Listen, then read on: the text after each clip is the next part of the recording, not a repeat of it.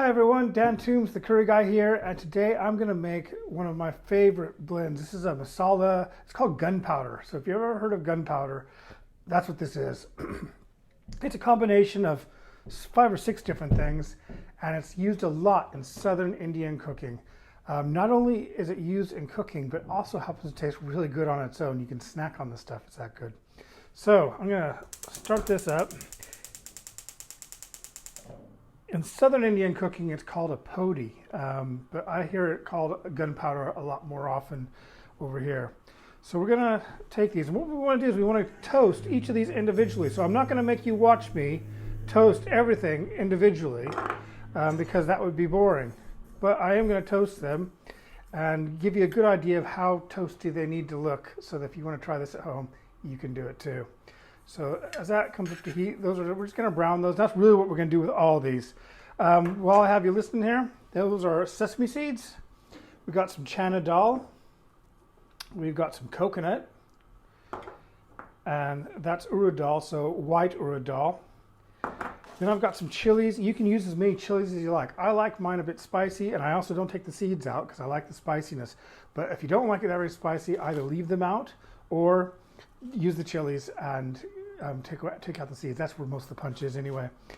And then I'm going to dry some of these leaves, curry leaves here, which I grew. You can buy those at Indian shops. You buy them dried, but that's not really what we're doing here. I am going to dry them a bit, but we don't like them as dry as when you get them in the bags because they seem to lose their flavor. All right, so we'll start toasting these, and then when that's done, I'm going to do those each individually because they all have a different toasting point, and we don't want to burn some and have the other ones be perfect and then have a burnt flavor. So when these are done, I'm going to change it, and we'll just keep doing that until I'm ready to do the grinding.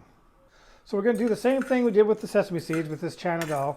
I tell you, the aroma in this room right now, because of those sesame seeds toasting like that, it just is, it's really nice. And each of these different seeds and lentils has their own flavor, and they all just kind of build up in the room. And you really begin to notice it when you do the grinding. It's so nice. All right, so these are getting quite dark, and that's what you want. You want them to be quite dark. I used to only do them a little tiny bit, just so they're just toasty brown. I have found that just that additional couple minutes in the pan really makes a difference in the end flavor, and it is nice.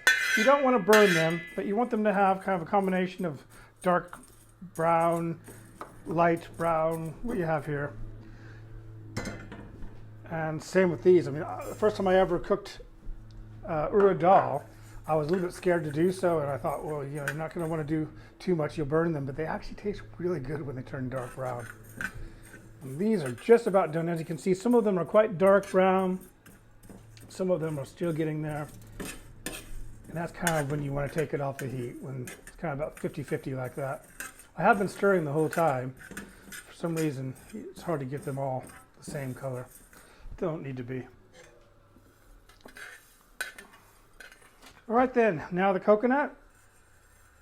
And I feel pretty safe with the coconut because that doesn't take too long, and we don't need to cook these very long either. So I'm just going to throw in some chilies with that as well, just until they become fragrant. Just take that off the heat a bit.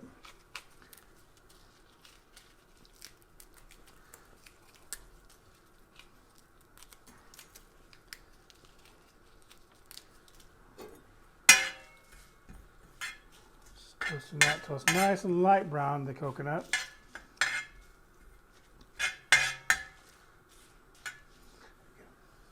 Already smell the chilies. The chilies tend to have the aroma of the chilies comes right out just as soon as it almost hits the heat.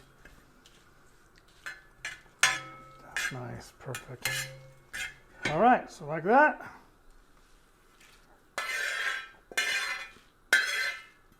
And we've just got one last, look at the moisture that came out of that coconut.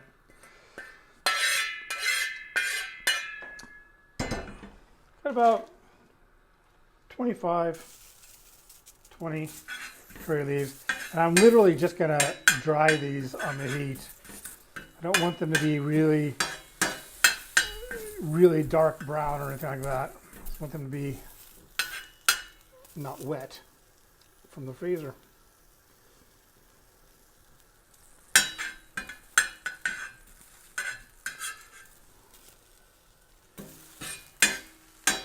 So I would always use fresh leaves for this. See, they turn a little bit brown as they start to dry out a bit, but they're not as dry as the stuff you get in the bags.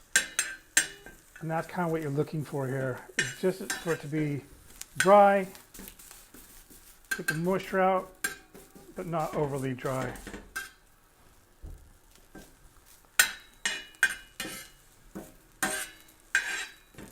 All right then, so these are about ready. Now the one thing that makes a poti or a gunpowder really nice is the salt. Gunpowder, just in case you're wondering, gunpowder can be served on dosas. It can be served with idlis, which I'm going to be doing later today. It can be added to curries. It could be eaten, like I say, on its own as a little bit of a snack. So I will be having a lot more recipes. One reason why I wanted to make this video is because I will be doing a lot of recipes that use gunpowder. Either as a snack or as part of a curry. It just has so many nice flavors. You have two different types of lentils, the sesame seeds, the chilies, the curry leaves. This is just the dream combo. I like to add a couple teaspoons of salt.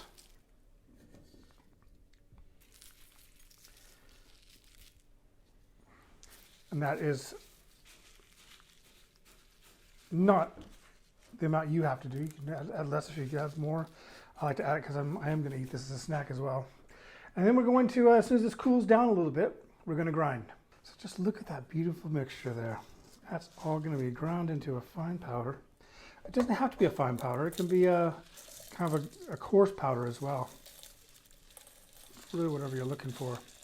And you're going to have to probably, depending on the size of your grinder, do it in batches. That's what I'm going to do. You could also use a pestle mortar because, like I said, it doesn't have to be a fine powder. So if you have a pestle mortar, you can do it with that too.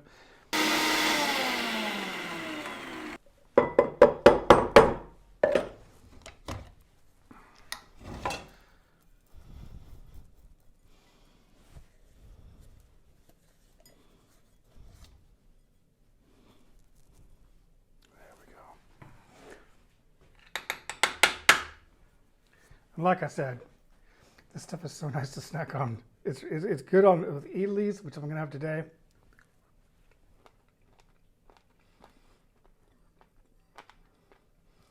It beats crisps any day. Might be kind of weird to sit around with a spoon eating it, but I do. Anyway, I'll be showing you some recipes that gunpowder's used in. Thanks a lot for watching. I hope you subscribe to my channel, and thank you very much.